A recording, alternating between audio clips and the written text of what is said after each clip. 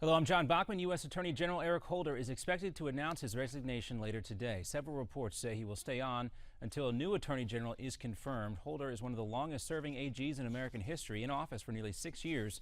Reports say he's been talking about the move with President Obama for a month, and they made this final decision over the Labor Day weekend. Also, Ebola taking center stage for President Obama today, his last day at the United Nations. He just finished addressing a special UN meeting on the epidemic. Ebola is a horrific disease. It's wiping out entire families. It's turned simple acts of love and comfort and kindness, like holding a sick friend's hand or embracing a dying child, into potentially fatal acts. Well, the West African Ebola outbreak is blamed for nearly 3,000 deaths. The CDC estimates that the number could grow to 1 million by mid-January. Also, some good news today, though. An American aid worker who contracted Ebola in West Africa was released from a hospital today. Dr. Rick Sacra said at a news conference earlier that he was cleared by the Federal Centers for Disease Control and left an isolation unit from a Nebraska hospital earlier today.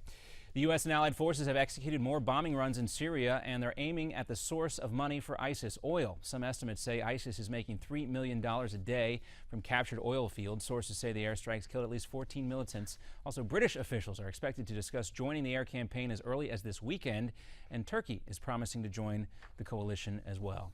A terrible blow for the New York City Fire Department. In just one day, 3 retired firefighters who all got sick after working at Ground Zero passed away.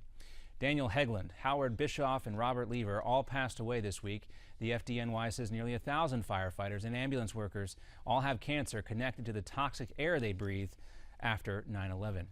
And the man believed to be the last person seen with a missing University of Virginia student is now being ordered to be held without bail in Texas. Matthew was arrested at a beach near Galveston, Texas. He's expected to be extradited soon, and the search continues for Hannah Graham.